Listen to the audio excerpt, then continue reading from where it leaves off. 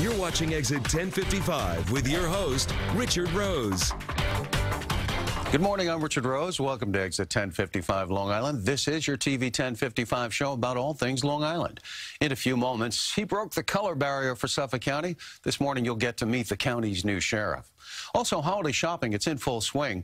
How one Long Island town is trying to lure shoppers to spend their money locally and on Main Street. But we begin with mass transit for Long Island commuters, mainly the Long Island Railroad. After surviving the so-called Summer of Hell track repairs that affected service into Penn Station, commuters are now being prepared for a new round of track repairs that will start in January. And while the MTA promises there will be less disruption this time around, it's leading to a call for commuters to be given a break, particularly when it comes to the new round of scheduled fare hikes set to kick in next year. And to talk about that and much more, joining us now is Mitch Pally. He is the MTA board member representing Suffolk County, and welcome to the show, Mr. Pally. Thank you very much. Well, let's begin with the new track. Repairs are set to begin in a few weeks. Tell us what you know about that. Who will be affected? What options are there? Well, Amtrak is continuing its renovation of Penn Station. Obviously, they cannot do all the different tracks at the same time, so they've been spreading it out. We went through a series of repairs in the summer. They will then now be starting a new series of repairs starting in January, the last through May. Luckily, this time it will have less of an impact on our riders because there will be few trains during the peak hours that will be affected. There's about 5 or 6 different trains. We've added trains in the shoulders, meaning outside the peak hours for people who can take that option. We've changed some of the terminology where people can go. We're hopeful that those people who found Atlantic Terminal in Brooklyn will continue to find Atlantic Terminal in Brooklyn so they don't have to go through Penn Station.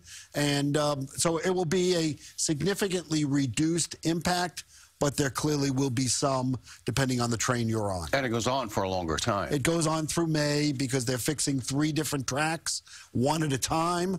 So they're only taking out of service one at a time. So each track takes about 7 to 8 weeks to finish.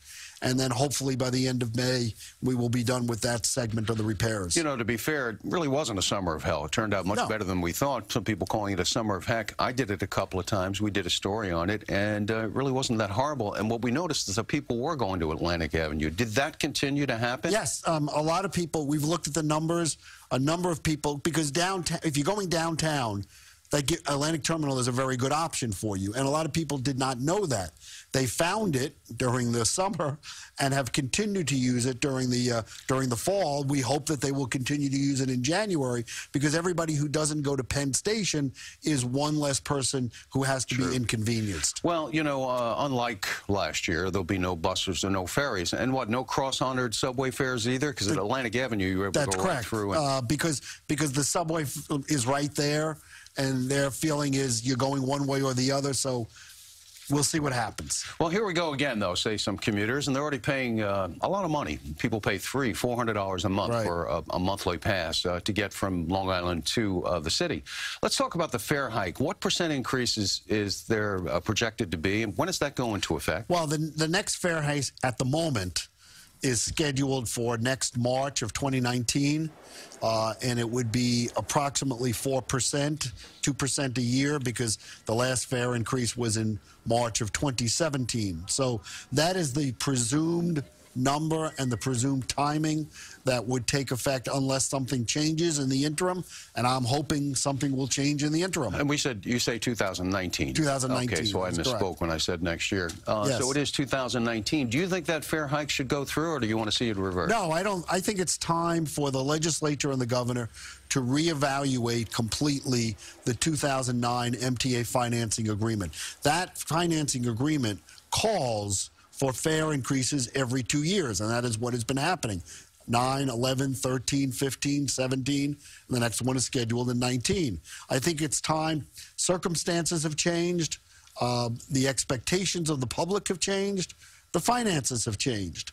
And I think it's time for the legislature and the governor to look at that agreement, reevaluate it, look at other options, and eliminate the 2019 fare increase. Yeah, because I guess you're talking about, on average, probably about $15 for a lot of people. That's what it comes to for those people who are paying about $350. Obviously, some people pay more, some people pay less.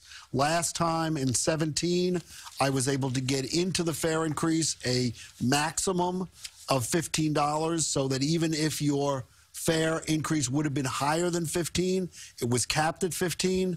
But as I said, I think this time it's something we have to look at collectively to see how can we eliminate it completely. Well, how would that revenue be replaced, though, if you did get rid of it? Well, the legislature and the governor obviously have a variety of options, one being congestion pricing, which the governor is evaluating now. The governor has a task force evaluating the options related Explain how it would work. Congestion pricing is a variety of new congestion issues for those people who go to Midtown Manhattan.